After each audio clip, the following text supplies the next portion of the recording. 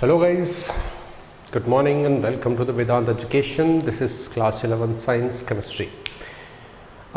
We were having atomic structure chapter and 2 to 3 lectures we have already had. In those lectures we have talked about the atomic structures and the various models which describes the atomic structure from the earlier time. Okay, we had started it from the Dalton's model, and for the last class, for the previous class, we had talked about the Thomson's first atomic model, which talks about the atom looks like a positive sphere in which electrons are equally distributed. This is talked about the Thomson's model. And it's not the actual atom, but it's a starting atomic model which is was given by the Thomson. Not totally correct, but the basis of the structure of the atom has been started from the Thomson's model. ठीक है? सो अब हम क्या कर रहे हैं, आज नया मॉडल लेकर के आए हैं. नया जो इसमें चैप्टर के अंदर है जो है रदरफोर्ड मॉडल, जो it is just after the Thomson's model. उसकी जो प्रॉब्लम्स थी, जो डिसएडवांटेजेस थे, जो कमियां थी, उनको मॉडिफाई करके, सुधार करके Rutherford started a new model, gave a new model. And actually the most important basic of the atom of the current model, what is the situation of atom today we know, is based on the Rutherford's model. क्योंकि उसका basics वहीं से आ रहा है. कुछ modifications हैं, कुछ कमियां रदरफोर्ड में भी थी, उनको मॉडिफाई किया हुआ है, बट स्टार्टिंग बेसिक्स कहाँ है, रदरफोर्ड से बहुत ज़्यादा मैच करती है. ठीक है, देखिए एक्चुअली अपन क्या करते हैं, पहले उस रदरफोर्ड ने जो मॉडल बताया उसके बारे में बात करते हैं. इसने ये बताया था कि भैया सेंटर में क्या होता है, पॉजिटिवली चार्ज होता है, जिसको इसने न्यूक्लियस कहा था, और इसके चारों तरफ क्या होती है, बहुत सारी अलग अलग क्लासेस होती है, और इन क्लासेस के अंदर इलेक्ट्रॉन क्या करता है, रिवॉल्व करता रहता है. ठीक है, ये मॉडल किसने बताया है, रदरफोर्ड ने बताया. अब हम स्टेप बाय स्टेप इस रदरफोर्ड के मॉडल को बनाने के लिए इसके स्टेटमेंट्स की बात करते हैं, इसने क्या क्या एक्सपेरिमेंट्स किए उनकी बात करते हैं. So for the model it performed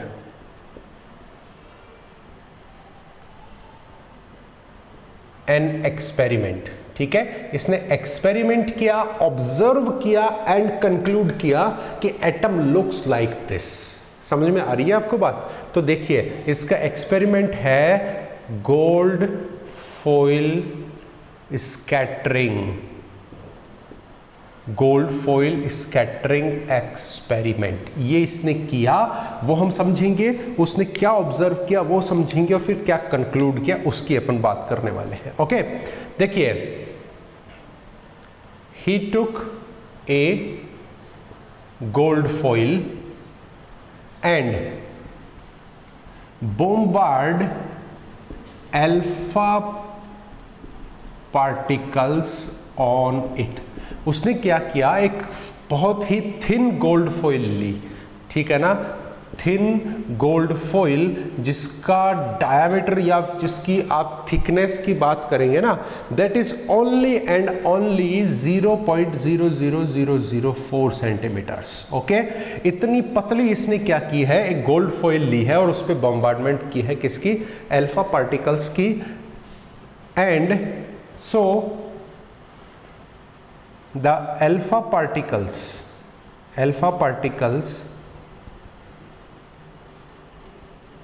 crossed the film. some are diverted. ठीक है, कुछ क्या हो गए, क्रॉस कर गए, कुछ डाइवर्ट हो गए, and very few are reverted back to the path.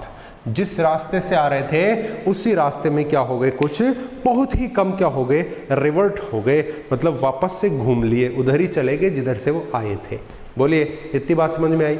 अब मैं क्या करता हूं, इसकी असेंबली आपको बताता हूं कि असेंबली क्या है और इसने कैसा एक्सपेरिमेंट किया, क्या चीज़ इसको पता चली, और फिर इसने क्या ऑब्जर्व किया. देखिए इसने क्या किया, ये एक बहुत ही पतली इसने गोल्ड फॉइल ली.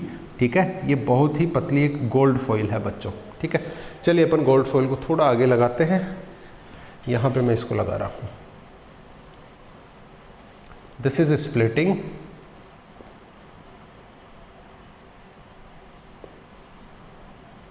ये क्या है, एक स्प्लिट है, सोर्स ऑफ स्प्लिट बोल सकते हैं। स्प्लिट मतलब एक पोर, एक छोटा सा छेद, ठीक है ना।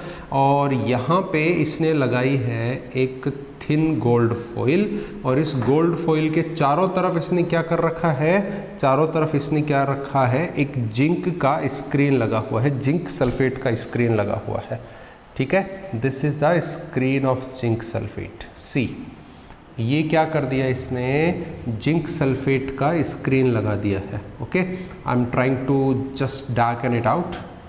ये है जिंक सल्फेट का screen. Okay, ZnS screen. Okay, and this is what, this is gold foil, और कितना है 0.00004 सेंटीमीटर इसकी थिकनेस है। बोलिए, चीज समझ में आ रही है। इसने क्या किया, यहां पे एक सोर्स ले लिया, this is the source of alpha particle. क्या होते हैं अल्फा पार्टिकल बच्चों?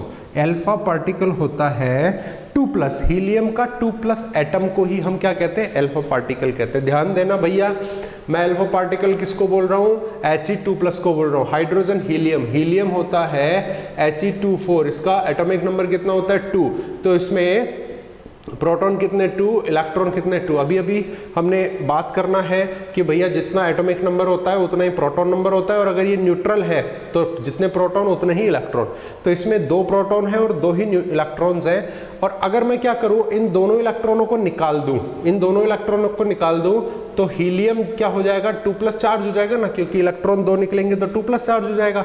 अब देखो, हीलियम में 2 प्रोटॉन 2 इलेक्ट्रॉन है, अगर इलेक्ट्रॉन को निकालूंगा तो क्या बचेंगे, केवल इसमें अब प्रोटॉन बचेंगे ना। इसीलिए हमने इसको अल्फा पार्टिकल कहा है, क्योंकि ये क्या होता है, पॉजिटिवली चार्ज होता है। अल्फा पार्टिकल का चार्ज कैसा होता है, पॉजिटिव चार्ज होता है। So this is the source of alpha particle, और अल्फा पार्टिकल क्या है, He2+ के पार्टिकल्स, ठीक है ना। यहां से क्या निकल रही है, अल्फा रेज निकल रही है। These are alpha rays in the sense of alpha particles are just bombarding on the foil पे बॉम्बार्ड कर रहा है। Very large number of the radiations are been getting straight way,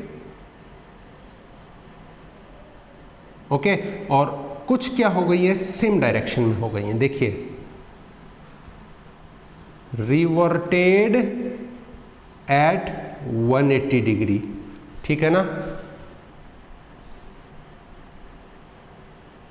no diversion, और इनमें क्या हो गया, स्मॉल डाइवर्जन। बोलो भाई, बात समझ में आ रही है कि नहीं आ रही, इसका एक्सपेरिमेंट समझ में आया कि नहीं आया। तो क्या किया इसने क्या किया कि गोल्ड फॉइल ली है बच्चों, ठीक है, ये इसने गोल्ड फॉइल ली है, और इस गोल्ड फॉइल पे अल्फा पार्टिकल्स को यहाँ पे टकराया है, बॉम्बार्डिंग की है। तो ये जो अल्फा पार्टिकल्स आ रहे थे, मैक्सिमम अल्फा पार्टिकल्स कहाँ चले गए, आर पार निकल गए। कुछ एक थोड़े बहुत डाइवर्ट हुए, और बहुत ही कम पार्टिकल थे जो बिल्कुल उसी डायरेक्शन में घूम गए, ठीक है। ये चीज इसके अंदर हुई। ये तो है इसका एक्सपेरिमेंट। अब देखिए, मैं इसमें आपको ऑब्जर्वेशन समझाता हूं। ऑब्जर्वेशन, क्या चीज इसने ऑब्जर्व की, देखिए, maximum particles are crossed the foil without any diversion. बिना किसी डाइवर्जन के मैक्सिमम पार्टिकल्स क्या कर गए, क्रॉस कर गए हैं। अच्छा, आप बोलेंगे कि सर वो दिख कैसे रहे हैं वो पार्टिकल की क्रॉस कर गए कि नहीं करे, क्योंकि alpha particles it's are very very fine, you can not see with the naked eyes. तो फिर ये कैसे नजर आ रहे हैं कि भैया 99% पार्टिकल्स क्या हो रहे हैं, क्रॉस ओवर हो गए हैं, बाहर चले गए हैं, पीछे की तरफ निकल गए। तो इसमें ये देखिए, जिंक की ZnS की जो स्क्रीन लगी है ना वो बच्चों इसीलिए है, जैसे ही पार्टिकल यहाँ से निकल के ZnS स्क्रीन पे स्ट्राइक करता है तो ब्लिस्टरिंग्स होती है इसके अंदर, ट्विंकलिंग करता है, यहाँ पे ये स्क्रीन के ऊपर चमकता है। उससे आइडिया लगाते हैं कि particles are striking on the screen. Screen पे पार्टिकल टकराएगा ना, स्ट्राइक करेगा, देन इट ब्राइटनेस, ठीक है, ये ट्विंकलिंग करता है, इससे आइडिया लगाते हैं कि पार्टिकल सीधा आ रहा है कि यहाँ टकरा रहा है, यहाँ टकरा रहा है, यहाँ टकरा रहा है, ठीक है। तो इसने क्या ऑब्जर्व किया कि भैया इसमें मैक्सिमम पार्टिकल्स कितने 99.9 पार्टिकल्स क्या हो रहे हैं, आर पासिंग स्ट्रेट वे, उसको क्रॉस करके सीधे जा रहे हैं, ठीक है, बिना किसी डाइवर्जन के। चलिए आगे बात करते हैं। A few particles are diverting, भाई बहुत ही कम पार्टिकल्स क्या हो रहे हैं, डाइवर्ट हो रहे हैं, डाइवर्टिंग विथ स्मॉल एंगल्स, और बहुत ही कम, वेरी फ्यू पार्टिकल्स, कितने, 1 in 20,000, very few particles are revert ही हो गए, वो तो क्या हो गए, रिवर्टेड बैक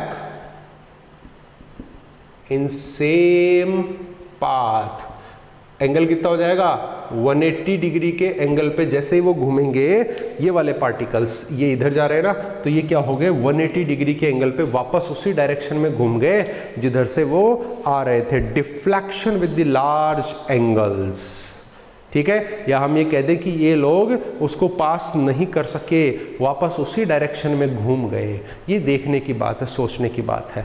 तो ये इसका एक्सपेरिमेंट था और ये इसके ऑब्जर्वेशंस थे, समझना इस बात को, ठीक है ना। क्या समझ रहे हैं कि इसने अल्फा पार्टिकल्स का गोल्ड फॉइल जो बहुत पतली थी उसके ऊपर बम्बार्डिंग कराई, मैक्सिमम पार्टिकल्स क्या कर रहे हैं, आर पार जा रहे हैं विदाउट एनी डिफ्लेक्शन। बहुत ही कम पार्टिकल्स क्या है, छोटे मोटे डिफ्लेक्शंस के साथ में क्या कर रहे हैं, क्रॉस कर रहे हैं। और बहुत ही कम, बहुत ही कम, मतलब 20,000 में एक पार्टिकल जो है वो क्या कर रहा है, सेम उसी डायरेक्शन में वापस घूम गया, रिवर्ट हो गया, कंप्लीटली घूम के वापस उसी डायरेक्शन में गया, ठीक है। ये इसके ऑब्जर्वेशन थे।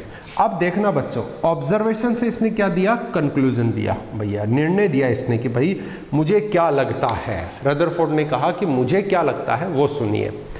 पहली बात इसने कही, एज 99.9%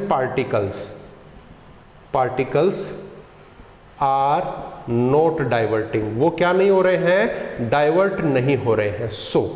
तो इसका मतलब क्या है कि जरूर एटम का मैक्सिमम पार्ट क्या पड़ा है, खाली पड़ा हुआ है, ठीक है ना भैया। डाइवर्ट कब होंगे, जब बीच में कोई आएगा जब ही तो डाइवर्ट होंगी। डिफ्लेक्शन कब आएगा, जब उसके बीच में कुछ आएगा तो ही तो डिफ्लेक्शन आएगा। इसका मतलब क्या है कि उस एटम के मैक्सिमम पार्ट में कुछ भी नहीं है, खाली पड़ा है, तभी तो वो पार्टिकल्स क्या हो गए, अल्फा पार्टिकल्स सीधे निकल गए।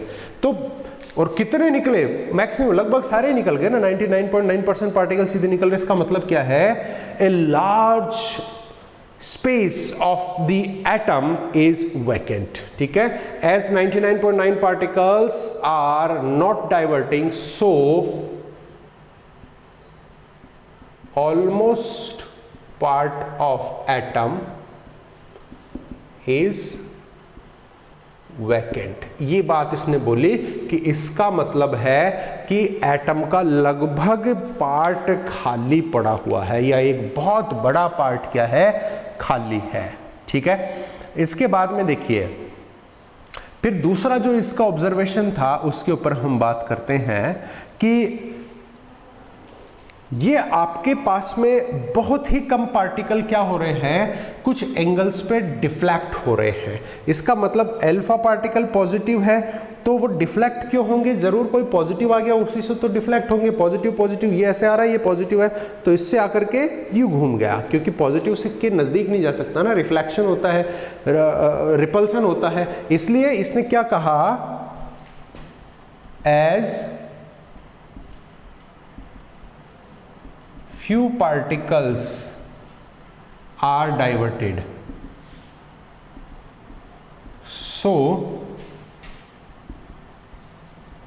their center है किसका, of atom is positive, है ना भाई, सेंटर पॉजिटिव, इसका मतलब is positive which is concentrated in very small part।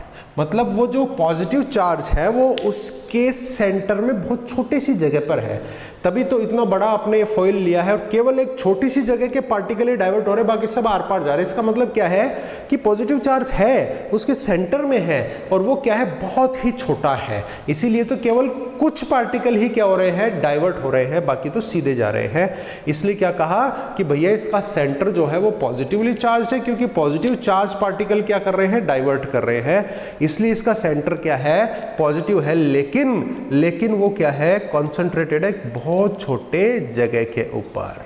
ठीक है ना। डेविएट क्यों हुए ये आप याद रखिएगा, आपको पूछे कि why those particles are deviating, क्यों हो रहे हैं, क्योंकि पार्टिकल का चार्ज पॉजिटिव है और उसके सेंटर में भी पॉजिटिव चार्ज है, इसलिए वो डेविएट हो रहे हैं। ठीक है।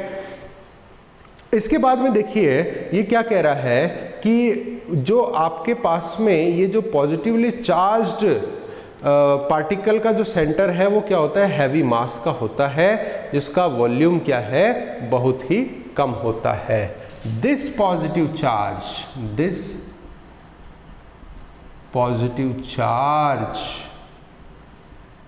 Is heavy, least volume known as nucleus. क्या कहा इसने उसको, न्यूक्लियस। और क्या चीज उसने बना के दी कि भैया मुझे ये लगता है, उसने कंक्लूजन क्या दिया वो मैं आपको बताता हूं। उसने कंक्लूजन दिया, क्योंकि गोल्ड फॉइल थी, एक एटम तो उसमें है नहीं बच्चों, बहुत सारे एटम होंगे ना। ये इसने क्या दिया, कंक्लूजन दिया कि ऐसे करके बहुत सारी रेज क्या है, विदाउट डिफ्लेक्शन पास कर रही है। जीरो डिफ्लेक्शन, कहां से, थ्रू वैकेंट एरिया। ठीक है। कुछ क्या कर रही है, डिफ्लेक्ट कर रही है। few are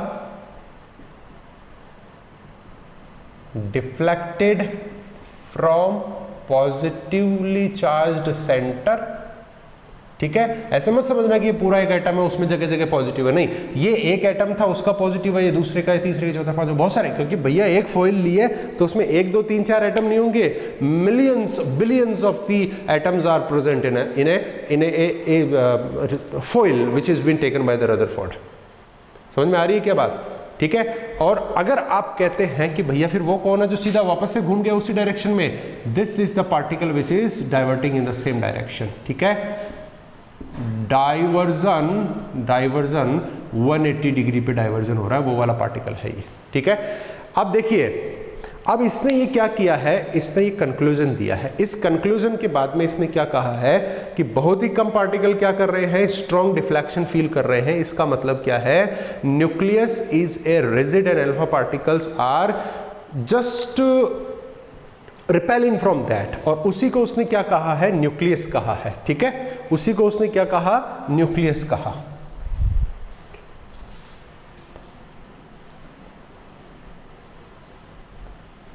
ये सब क्या है, इसके कंक्लूजन के अंदर आ जाएगा।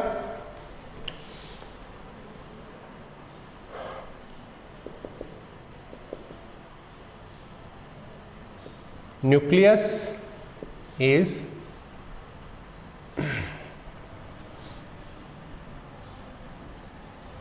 repelling the alpha particles।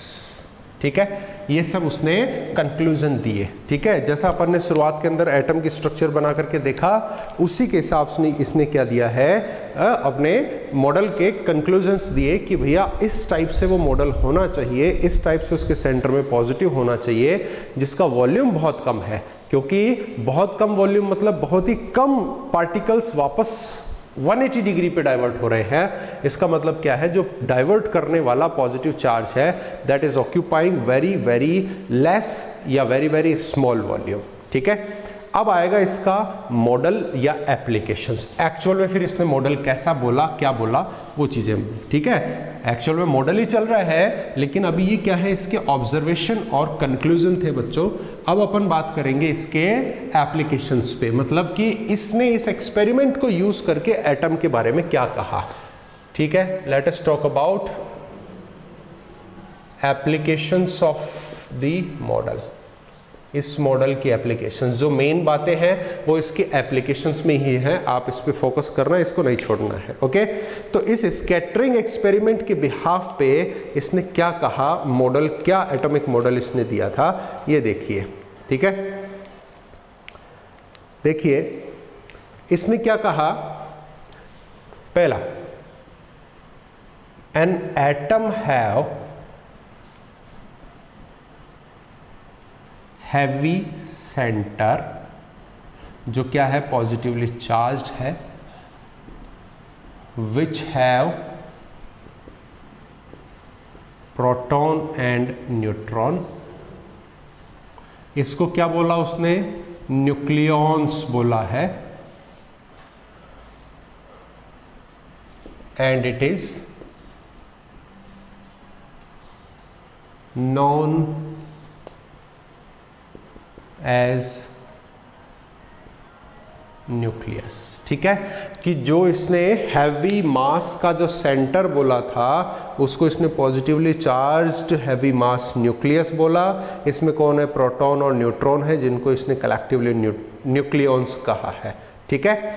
अब देखिए जो इसका चार्ज है, ठीक है ना, जो इसका, अच्छा मास देखिए, द मैक्सिमम या the most of mass of atom is contributed, वो किसने दिया, वो कौन कंट्रीब्यूट करता है, कंट्रीब्यूटेड बाय न्यूक्लियस। न्यूक्लियस ही है जो क्या करता है, वो उसका मैक्सिमम मास, एटम का मैक्सिमम मास कौन कंट्रीब्यूट करता है, ये है किसमें, क्योंकि इलेक्ट्रॉन का तो नेग्लिजिबल मास होता है, तो exact mass of the atom is been contributed by the nucleus. Main जो सेंटर है वही क्या करता है, इसीलिए हमने इसको हैवी मास बोला है, ठीक है, सेंटर को। और magnitude of charge, magnitude of charge क्या है, इज पॉजिटिव चार्ज, ठीक है ना, क्योंकि न्यूट्रॉन तो न्यूट्रॉन तो क्या होता है, न्यूट्रल होता है, उसमें कोई चार्ज नहीं है, और प्रोटॉन में पॉजिटिव चार्ज होता है। And we are talking about the proton and neutrons are collectively in the centre, heavy centre, जिसको हम क्या बोल रहे हैं, न्यूक्लियस बोल रहे हैं, और इन दोनों को कंबाइंडली हम न्यूक्लियॉन्स बोल रहे हैं। ये न्यूट्रल है तो बचा कौन, प्रोटॉन, तो प्रोटॉन का चार्ज पॉजिटिव है, तो न्यूक्लियस का पूरे का चार्ज क्या हो जाएगा, पॉजिटिव हो जाएगा, ठीक है। तो पहला इसने एटॉमिक मॉडल के बारे में ये कहा कि भैया ऐसा एटम होना चाहिए, उसका न्यूक्लियस ऐसा है, उसमें ये बैठे हैं, ये चार्ज है, इतनी जगह वो घेर रहा है। समझ में आ रही है बात आपको, ठीक है। कंक्लूजन्स की बाद में अपन पढ़ रहे हैं इसके एप्लीकेशन के तौर पे, ठीक है ना। अब ये कहता है कि भैया जो न्यूक्लियस का जो वॉल्यूम है वो एटम के वॉल्यूम के सामने बहुत ही छोटा है, ठीक है। क्या कह रहा है, देखिए, volume of nucleus is very small than the volume of atom। पूरे एटम के सामने न्यूक्लियस का वॉल्यूम जो है बहुत कम है, क्योंकि इसने एक्सपेरिमेंट में भी कहा है कि भैया सेंटर है वही है, सब कुछ मास वही है, बाकी तो खाली चीज पड़ी है, मतलब वैकेंट है, सीधे पार्टिकल जा रहे थे ना, उसके कंक्लूजन पे ये बात बोल रहा है। और आप कहेंगे कि atom have 10⁵ times diameter than nucleus. Nucleus से 10⁵ टाइम्स क्या होती है, डायमीटर होती है किसकी, आपके एटम की। देखिए, आप देखिए, diameter of nucleus divided by diameter of atom करते हैं, न्यूक्लियस की होती है 10⁻⁻8 सेंटीमीटर और इसकी होती है 10⁻⁻ 13 सेंटीमीटर होता है एंड यू फाइंड dN/dA की वैल्यू कितनी आ जाएगी 10⁵ आ जाएगी। अब मैं क्या करता हूँ, इसकी अगर मैं एटम को निकालना चाहता हूँ तो ये कैसे हो जाएगा, is equals to diameter of atom is equals to 10⁵ of diameter of neutron, sorry nucleus. See this. तो अगर आप इस टाइप से करते हैं, सॉरी सी दिस, ठीक है ये ओके, ये क्या है एटम का डायमीटर, ये न्यूक्लियस का डायमीटर। समझ में आ रही है क्या आपको ये बात? तो इससे हमें बिल्कुल जस्टिफाई हो रहा है कि भैया जो एटम है उसका डायमीटर न्यूक्लियस के डायमीटर से 10⁵ टाइम्स ग्रेटर है। ये ध्यान दीजिए, ये यहाँ पे है ना, इसका मतलब न्यूक्लियस तो बहुत ही छोटा रह गया और एटम क्या है इसके सामने बहुत बड़ा है। क्या है? बहुत बड़ा है। ठीक है क्या? बोलिए, आपको बात समझ में आ रही है या नहीं आ रही है? ठीक है। अब देखिए, अब हमने एक और चीज़ इसमें देखते हैं, इसका जो एटम का मॉडल बताने की जो बात है उसमें एक और पॉइंट देखिए, which is belonging to the radius. और ये क्या कहता है कि जो रेडियस है ना न्यूक्लियस की, वो क्या होती है, cube root of the number of nucleons होती है। ठीक है, नंबर ऑफ न्यूक्लियॉन्स की क्यूब रूट के डायरेक्टली प्रोपोर्शनल होती है। देखिए, radius of nucleus is cube root of number of nucleons. ध्यान देना बच्चों इस बात पे, R for radius directly proportional, A इसकी पावर 1/3। पावर 1/3 का मतलब हो गया क्यूब रूट। और A क्या है? A is equals to proton plus neutron. और अभी अभी मैंने आपको बताया है कि प्रोटॉन प्लस न्यूट्रॉन को कंबाइंडली हमने न्यूक्लियॉन बोला है। Here I am writing here. समझ में आ गई बात? तो इनका नंबर हो गया, प्रोटॉन प्लस न्यूट्रॉन का नंबर है A और उसी का क्यूब रूट हो गया। And you can write like this, R equals to R0 A का क्यूब रूट। ये लिख सकते हैं। जो R0 है विच इज ए कांस्टेंट, वो क्या है? कांस्टेंट है। तो आप न्यूक्लियॉन्स के नंबर के बिहाफ पे इसके रेडियस को कैलकुलेट कर सकते हैं। ठीक है ना? और इसकी जो वैल्यू होती है बच्चों, विच इज 1.33 इंटू 10⁻⁻13। इसकी वैल्यू कितनी है? 1.33 into 10⁻⁻13 centimetres.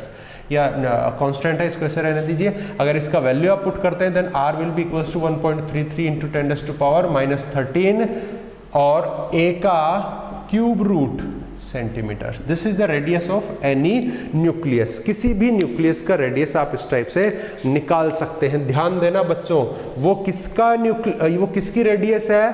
This is the radius of nucleus. Atom की रेडियस नहीं है, ध्यान देना। ठीक है, तो न्यूक्लियस की रेडियस आप उसके न्यूक्लियॉन्स के नंबर के बिहाफ पे निकाल सकते हैं, A के नंबर के बिहाफ पे निकाल सकते हैं। Complete formula is there. Okay, तो इसने एटॉमिक स्ट्रक्चर के बारे में क्या क्या कहा कि भैया न्यूक्लियस है, सेंट्रलाइज्ड है, हैवी मास है, सारा एटम का मास वही प्रोड्यूस कर रहा है, पॉजिटिव चार्ज है और उसमें दो टाइप के पार्टिकल है, प्रोटॉन न्यूट्रॉन, जिनको न्यूक्लियस। अब आप कहेंगे कि सर न्यूट्रॉन की तो डिस्कवरी हुई नहीं, हमने तो केवल प्रोटॉन और इलेक्ट्रॉन की डिस्कवरी की थी, न्यूट्रॉन कहाँ से आ गया? जब डिस्कवरी नहीं हुई तो वो कैसे बोल रहा है उसके बारे में? बच्चों डिस्कवरी हो गई। जैसे रदरफोर्ड ने ये सारी चीज़ों का डिस्कशन किया ना, उसके बाद उसने कहा, क्योंकि उसका मास बैलेंस नहीं कर पा रहा था, वो एटम का मास बैलेंस नहीं कर पा रहा था, इसलिए उसने कहा कि प्रोटॉन और इलेक्ट्रॉन के साथ साथ में एक न्यूट्रल पार्टिकल भी उसके अंदर होगा। ठीक है, वो इसने एक्सपेरिमेंट करते हुए उसकी डिस्कवरी हुई थी। बीच में हम क्या करेंगे, इसके लास्ट में पढ़ेंगे। ठीक है, डिस्कवरी इस एक्सपेरिमेंट के बीच में हो गई थी, रदरफोर्ड ने जो मॉडल दिया उसके बीच में हो गई थी, तभी ये मॉडल दे पाया। ठीक है, चलें आगे बढ़े। इसके मॉडल की एक और बात अपन देखते हैं कि इसका जो एम्प्टी स्पेस है उसको क्या बोलते हैं? एक्स्ट्रा न्यूक्लियर पार्ट बोलते हैं। और उसको आप सिंपली देख सकते हैं कि भैया इसने बोला कि आप वॉल्यूम को आइडेंटिफाई करके देख लीजिए। ठीक है, वॉल्यूम को आप आइडेंटिफाई करके देख लीजिए। देखिए इसने क्या कहा, the vacant space of atom other than nucleus is extra nuclear part। क्या कहलाएगा वो? Extra nuclear part. मतलब वो कह रहा था ना कि सेंटर तो क्या है, न्यूक्लियस है, पॉजिटिव है, बाकी सारा खाली है, तो वो खाली वाले को क्या बोल रहा है? ये एक्स्ट्रा न्यूक्लियर पार्ट बोल रहा है। इन विच, जिसमें, इन विच इलेक्ट्रॉन्स आर रिवॉल्विंग, जिसमें क्या कर रहे हैं? इलेक्ट्रॉन्स क्या कर रहे हैं? रिवॉल्व कर रहे हैं इन देयर क्लासेस, अपनी क्लास में वो रिवॉल्व कर रहे हैं। And you see volume of atom VA divided by, आप इनका रेशियो निकालेंगे ना, किसका? वॉल्यूम ऑफ एटम और वॉल्यूम ऑफ न्यूक्लियस का, volume of nucleus, then you find, तब देखिए आपको क्या नजर आएगा। वॉल्यूम ऑफ एटम कितना था? अभी आप देखोगे तो डायमीटर का मैं क्या कर दूं? क्यूब कर दूं। So this is the volume of atom. और अभी हमने डायमीटर देखा था इसका, न्यूक्लियस का कितना है? -13। इसका भी क्यूब कर दीजिए। Ultimately you find 10⁻15। इसका मतलब एटम का VA is equals to 10⁻15 into V of N। मतलब कि उस एटम का वॉल्यूम जो है वो न्यूक्लियस के वॉल्यूम का 10⁻15 टाइम्स ग्रेटर है। देखिए डायमीटर कितना है? 10⁻5 टाइम्स है ना, तो वॉल्यूम में 3 गुना हो जाता है ना, क्यूब लग जाता है वॉल्यूम में, इसलिए क्या हो गया? 15 इसका ट्रिपल टाइम्स, 3 गुना हो गया। तो वो वॉल्यूम एटम का जो है वो न्यूक्लियस से 10⁻15 टाइम्स ग्रेटर है, और डायमीटर कितना है? 10⁻5 टाइम्स ग्रेटर होता है। ठीक है, ओके, ये इसने चीज बोली है। और एक फाइनल चीज इसने क्या बोली, फोकस करना इस बात पे। फाइनल चीज इसने क्या बोली, इसके हिसाब से ये हो गया न्यूक्लियस और ये हो गया रिवॉल्विंग इलेक्ट्रॉन। ठीक है, अब देखिए दो चीजें होती हैं।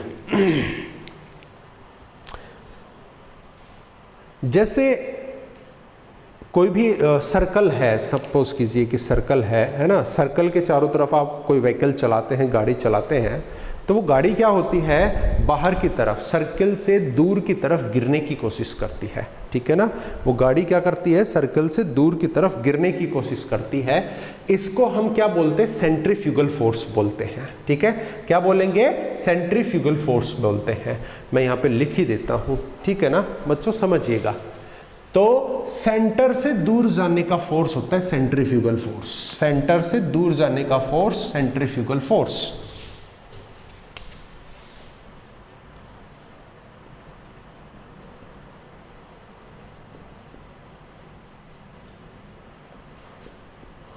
फोर्स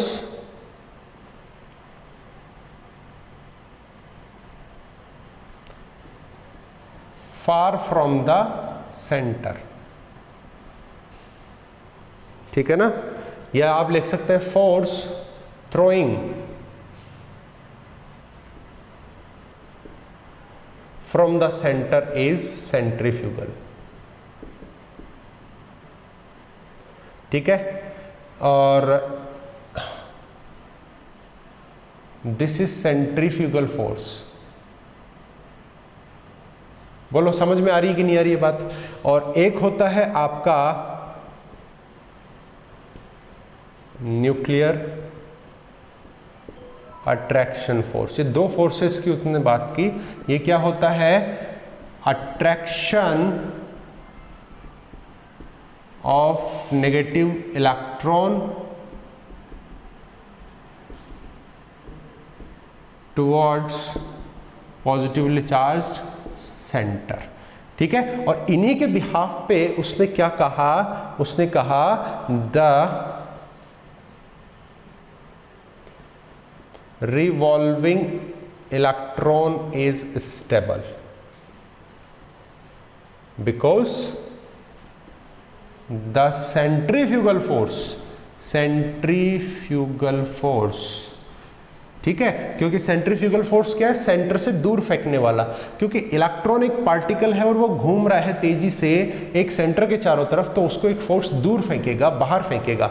तो इस हिसाब से तो इलेक्ट्रॉन एटम के बाहर गिर जाना चाहिए, तो वो नहीं गिरता, क्योंकि उस बाहर फेंकने वाले सेंट्रीफ्यूगल फोर्स को अंदर खींचने वाला अट्रैक्शन का, न्यूक्लियर अट्रैक्शन फोर्स क्या करता है, बैलेंस करता है। The revolving electron is stable because the centrifugal force is neutral bye, किससे न्यूट्रल हो रहा है, न्यूक्लियर अट्रैक्शन फोर्स से क्या हो रहा है, न्यूट्रल हो रहा है। क्योंकि आप देखिए बस में बैठते हैं, बस अगर किसी सर्कल के राउंड अबाउट के चक्कर काटती है तो पैसेंजर्स कहाँ होते हैं, बाहर की तरफ गिरते हैं, है ना, बाहर की तरफ गिरते हैं। तो वो क्या है, सेंट्रीफ्यूगल फोर्स लगता है। जब भी कोई पार्टिकल अगर किसी सेंटर के चारों तरफ, कोई ऑब्जेक्ट सेंटर के चारों तरफ फोर्स राउंड लगाता है, रिवॉल्व करता है, तो वो बाहर की तरफ गिरेगा, सेंट्रीफ्यूगल फोर्स लगता है। तो इलेक्ट्रॉन सेंट्रीफ्यूगल और न्यूक्लियर अट्रैक्शन फोर्स बराबर होने से एक ही क्लास में रिवॉल्व करता रहेगा। और सबसे इंपॉर्टेंट बात, this model is based on solar system. किस पे बेस्ड है बच्चों, ये मॉडल सोलर सिस्टम पे बेस्ड है। जैसा इसने कहा कि भैया न्यूक्लियस है तो सोलर सिस्टम का सन हो गया, और इसने इलेक्ट्रॉन्स की रिवोल्यूशन की बात की तो सन के चारों तरफ अपनी अपनी क्लास में जितने भी प्लैनेट्स होते हैं वो सारे क्या करते हैं, रिवॉल्व करते हैं। तो सोलर सिस्टम पे बेस्ड ये क्या था, ये पूरा मॉडल था। और इस टाइप से रदरफोर्ड ने कहा कि भैया ऐसा होता है एटम, ये इसकी व्यवस्था होती है एटम की, ये सारी चीज़ें इस टाइप से उसमें अरेंज्ड होती हैं। बोलिए आपको समझ में आया कि नहीं आया। यहाँ पे होता है ये रदरफोर्ड का एटॉमिक मॉडल समाप्त। लेकिन भैया इसमें भी क्या है, बहुत सारे कमियां हैं, ठीक है, बहुत सारी प्रॉब्लम्स हैं। वो क्या क्या हैं उसके बारे में हम बात करते हैं। कई बार आपको ऐसे ही पूछ लेता है, डायरेक्ट नंबर पूछ लेता है कि explain the drawbacks of the Rutherford model. It's drawbacks, इसके ड्रॉबैक्स क्या क्या है देखिए। It could not explain atom stability. क्या नहीं कर पाया, ये एटम की स्टेबिलिटी को एक्सप्लेन नहीं कर पाया। देखो मैक्सवेल टोल्ड, मैक्सवेल ने कहा A charged particle will eliminate energy on revolution। अगर वो रिवॉल्यूशन करता है चार्ज पार्टिकल, इलेक्ट्रॉन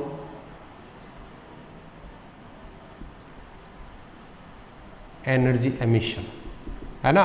तो मैक्सवेल ने क्या कहा कि भैया अगर कोई चार्ज पार्टिकल क्या कर रहा है, रिवॉल्यूशन कर रहा है, तो उसने एनर्जी क्या करनी चाहिए, एमिट करेगा, वो करेगा ही करेगा। इस हिसाब से आपका रिवॉल्विंग इलेक्ट्रॉन जो है वो एनर्जी एमिट करना चाहिए, ठीक है। और अगर वो एनर्जी एमिट करेगा तो अभी इसमें जितनी एनर्जी वो कम होगी तो ये अंदर के क्लास में आ जाएगा, रिवॉल्व करते करते फिर और अंदर आ जाएगा और अंदर आ जाएगा। And by loss of energy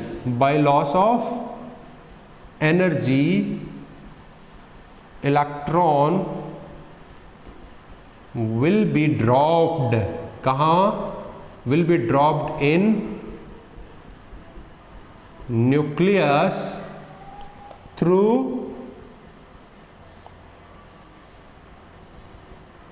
spiral path. देखो ये आपका सेंटर था ना, इलेक्ट्रॉन ने यहां से वो चल रहा है तो ऐसे ऐसे ऐसे ऐसे ऐसे ऐसे, ये लो जी गिर गया, this is the spiral path. Actual तो पाथ यही था, लेकिन मैक्सवेल के हिसाब से उसको गिर जाना चाहिए, क्योंकि चलता हुआ घूमता हुआ इलेक्ट्रॉन क्या करेगा, एनर्जी को लॉस करेगा, और एनर्जी लॉस करेगा तो वो उसका पाथ छोटा होता, क्योंकि आप ऐसे कोई पत्थर को घुमा करके रोक लीजिए, वो घूम रहा है जब तो बड़ी दूर दूर घूम रहा है, लेकिन धीरे धीरे आके पास में आकर के रुक जाएगा, सेंटर के पास में आकर के। सेम इलेक्ट्रॉन में होगा, क्योंकि घूम रहा है तो एनर्जी का लॉस होगा ही होगा। और अगर ऐसा हो रहा है तो भैया इलेक्ट्रॉन अंदर गिरना चाहिए, और अंदर गिरना चाहिए तो एटम तो स्टेबल ही नहीं होना चाहिए, खत्म हो जाएगा एटम ही अगर ऐसा हो गया तो। बट एटम तो स्टेबल है, क्यों है? It is not been explained by Rutherford. तो इसने क्या नहीं किया, एटम की स्टेबिलिटी को एक्सप्लेन नहीं किया। ये वाली बात समझ में आती है कि नहीं आती है बच्चों? बोलिए, समझ में आती है कि नहीं आती है? दूसरा इसका ड्रॉबैक देखिए, मैक्सवेल ने कहा कि भैया अगर इलेक्ट्रॉन क्या कर रहा है, कंटिन्यूअस लॉस ऑफ एनर्जी करता है, ये दूसरा ड्रॉबैक बता रहा हूं यहां, if electron losing continuous energy then there spectrum must be continuous, but that is separated bands या फिर लाइंस। तो जैसे ही क्या किया गया, जैसे हाइड्रोजन गैस ली गई या फिर कोई भी एक एटम लिया, उसके स्पेक्ट्रम देखे गए। स्पेक्ट्रम क्या होता है बच्चों, जो एनर्जी एमिटिंग होती है ना, उसकी फोटो खींचते हैं। तो जैसे उसकी फोटो खींचते हैं तो उसकी एनर्जी के बैंड्स आते हैं, ऐसे बैंड्स आ जाते हैं, ऐसे लाइंस आ जाती हैं।